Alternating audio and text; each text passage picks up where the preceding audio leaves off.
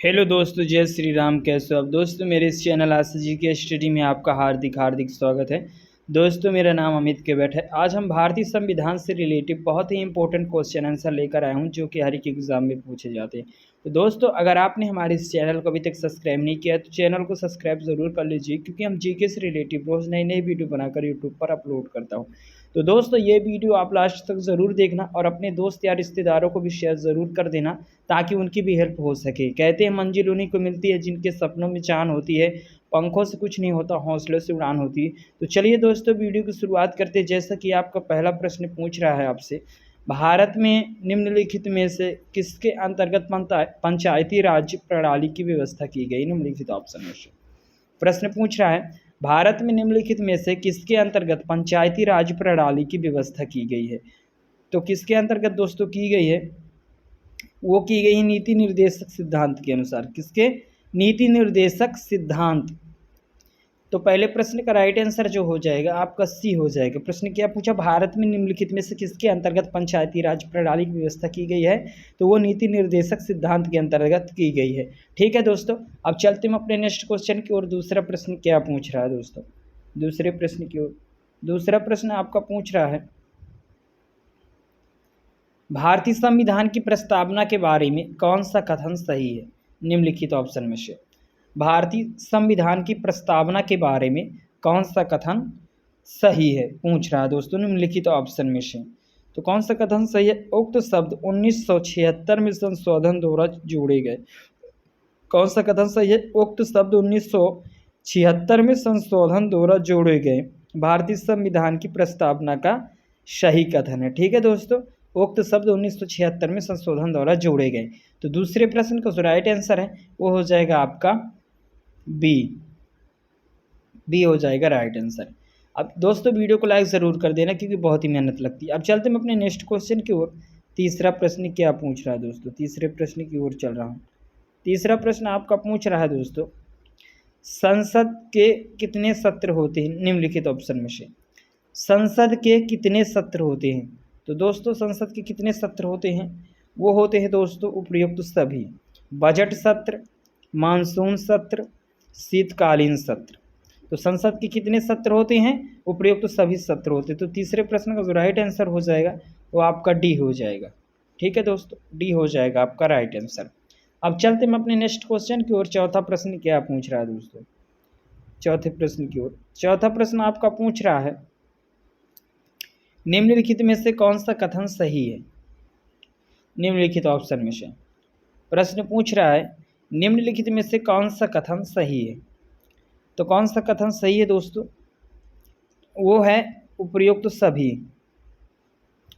पहला भी है, भारत का संविधान भारत में संसदीय पद्धति की सरकार की व्यवस्था करता है। दूसरा है, भारतीय संविधान द्वारा स्वतंत्र न्यायपालिका की स्थापना की गई। तीसरा है, भारतीय संविधान भारत में विधि के शासन की व्यवस्था करता है। तो उपयुक्त सभी है, कहा जाता है उपयुक्त सभी। तो चौथे प्रश्न का जो राइट आंसर है ऑप्शन डी हो जाएगा आपका राइट आंसर। ठीक है दोस्तों, अगर आप इस वीडियो के किसी भी प्रश्न का आंसर पहले से जान जाते हैं तो हमारी इसी वीडियो के कमेंट में हमें ज़रूर बताएं।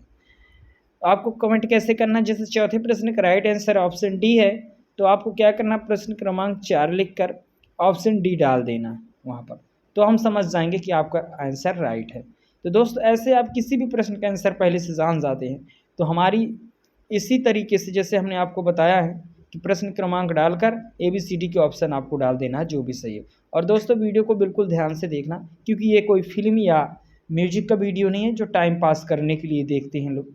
आप देख रहे हैं सिर्फ इसको एजुकेशनल की वीडियो। आप अपना मुकाम हासिल करना चाहते हैं, अपने माता पिता का नाम रोशन करना चाहते हैं, तो ये वीडियो आपके लिए बहुत ही ज़रूरी है। तो दोस्तों, वीडियो को लाइक ज़रूर कर दें। और चलिए हम आगे के प्रश्न की ओर चलता हूँ। प्रश्न क्या पूछ रहे हैं दोस्तों? ये वीडियो को बिल्कुल पूरा देखना दोस्तों, क्योंकि यही प्रश्न सारे UPSC exam, sub inspector exam में पूछे जाते हैं। अब चलते हम अपने नेक्स्ट क्वेश्चन की ओर। पांचवा प्रश्न क्या पूछ रहा है दोस्तों? पांचवा प्रश्न आपका पूछ रहा है, भारत में वैध प्रभुसत्ता निहित है। निम्नलिखित ऑप्शन में से भारत में वैध प्रभुसत्ता निहित है। तो दोस्तों, पांचवें प्रश्न का जो राइट आंसर है वो हो जाएगा आपका संविधान में। ठीक है ना? संविधान में भारत में वैध प्रभुसत्ता निहित है संविधान में। तो पांचवें प्रश्न का जो राइट आंसर है ऑप्शन डी हो जाएगा आपका राइट आंसर। ठीक है दोस्तों, अब चलते हैं अपने नेक्स्ट क्वेश्चन की ओर। छठवां प्रश्न क्या पूछ रहा है? छठवां प्रश्न आपका पूछ रहा है भारतीय संविधान में सम्मिलित नीति निर्देशक तत्वों की प्रेरणा हमें किस संविधान से प्राप्त हुई? निम्नलिखित ऑप्शन में से भारतीय संविधान में सम्मिलित नीति निर्देशक तत्वों की प्रेरणा हमें किस संविधान से प्राप्त हुई? तो किस संविधान से प्राप्त हुई दोस्तों? वो है किस संविधान से प्राप्त हुई दोस्तों? तो वो है आयरलैंड से। किससे? आयरलैंड से। आयरलैंड से प्राप्त हुई। ठीक है दोस्तों, तो छठवें प्रश्न का जो राइट आंसर है वो ऑप्शन डी हो जाएगा आपका राइट आंसर। अब चलते हैं अपने नेक्स्ट क्वेश्चन की ओर। सातवां प्रश्न क्या पूछ रहा है? सातवां प्रश्न आपका पूछ रहा है भारत की संसदीय प्रणाली प्रभावित है निम्नलिखित ऑप्शन में से। भारत की संसदीय प्रणाली प्रभावित है तो वो है दोस्तों इंग्लैंड से। किससे? इंग्लैंड से। तो सातवें प्रश्न का जो राइट आंसर हो जाएगा ऑप्शन ए हो जाएगा आपका राइट आंसर। दोस्तों वीडियो को पूरा देखना। भारत की संसदीय प्रणाली प्रभावित है इंग्लैंड से। अब चलते हैं अपने आठवें प्रश्न की ओर। आठवें प्रश्न क्या पूछ रहा है? आठवां प्रश्न आपका पूछ रहा है संविधान के भाग 1 में निम्न में से किसका वर्णन है? निम्नलिखित ऑप्शन में से संविधान के भाग 1 में निम्न में से किसका वर्णन? निम्नलिखित में से आपके ऑप्शन है। ऑप्शन ए संघ और उसका राज्य क्षेत्र, ऑप्शन बी नागरिकता, ऑप्शन सी मूल अधिकार और ऑप्शन डी राज्य के नीति निर्देशक तत्व।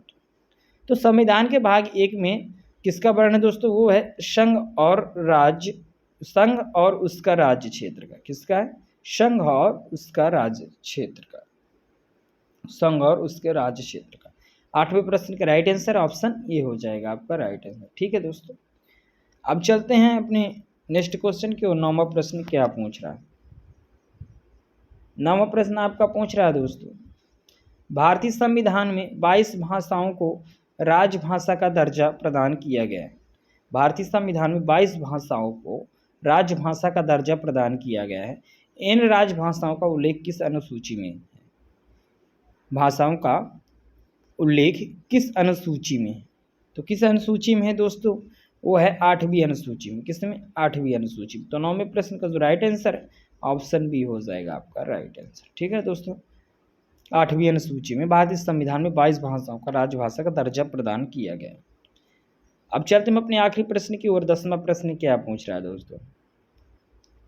10वां प्रश्न क्या पूछ? 10वां प्रश्न आपका पूछ रहा है भारत के संविधान की किस अनुसूची में विभिन्न राज्यों में अनुसूचित क्षेत्रों के प्रशासन और नियंत्रण के लिए विशेष उपबंध है?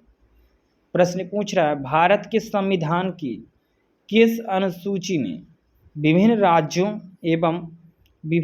में अनुसूचित क्षेत्रों के प्रशासन और नियंत्रण के लिए विशेष उपबंध है। आपके ऑप्शन ए तीसरी, ऑप्शन बी 5वीं, ऑप्शन सी 7वीं और ऑप्शन डी 9वीं। तो 10वें प्रश्न का जो राइट आंसर दोस्तों वो हो जाएगा आपका 5वीं। किसमें? 5वीं। भारत के संविधान की किस अनुसूची में विभिन्न राज्यों और अनुसूचित क्षेत्रों के प्रशासन और नियंत्रण के लिए विशेष उपबंध है? 5वीं अनुसूची में। तो दोस्तों 10वें प्रश्न का जो राइट आंसर है वो आपका ऑप्शन बी हो जाएगा राइट आंसर। ठीक है दोस्तों आपने हमारी इस वीडियो के यहाँ तक देखा, आपका दिल से धन्यवाद करता हूँ।